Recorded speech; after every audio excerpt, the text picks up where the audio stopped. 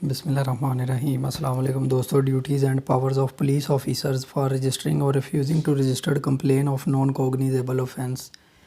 नाकाबिल दस्तअंदाज़ी जुर्म के इस्तगासा को दर्ज करने या दर्ज करने से इनकार करने के लिए पुलिस ऑफिसर के फ़राइज़ और इख्तियारात के बारे में हम आपसे आज डिस्कस करेंगे और under section 155 code of criminal procedure code हम सारी डिस्कशन करेंगे। तो दोस्तों इसके 3 इंपॉर्टेंट पॉइंट्स हैं। सबसे पहले ये है कि जब नाकाबिल दस्तअंदाज़ी जुर्म के इर्तिकाब के इतला थाना के इंचार्ज को दी जाती है तो उसे ऐसी इतला को सराहत करदा किताब में दर्ज करना चाहिए, प्रिस्क्राइब्ड बुक जो सूबाई हुकूमत ने दी हो। फिर उसके बाद दोस्तों referring of informant to the magistrate.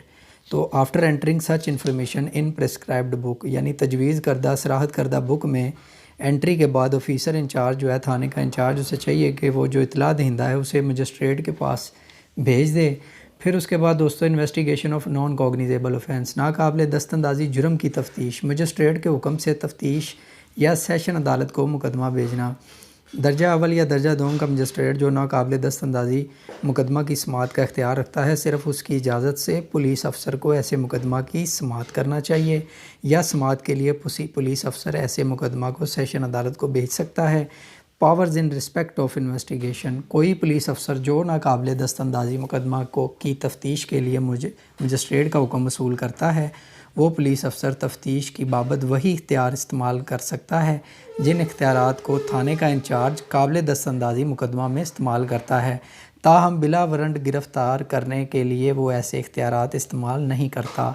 नतीजा हज़ करते हुए हम ये कह सकते हैं कि मजमूआ ज़ाब्ता फ़ौजदारी के क़वाइद ये वाज़िया करते हैं कि दोनों काबिल दस्तअंदाज़ी और नाकाबिल दस्तअंदाज़ी जुराइम की तफ्तीश करने के लिए थाने के इंचार्ज इख्तियारात रखता है। ताहम सिर्फ दर्जा अव्वल या दर्जा दोम के मजिस्ट्रेट की इजाज़त के साथ वो नाकाबिल दस्तअंदाज़ी मुकदमा की तफ्तीश कर सकता है।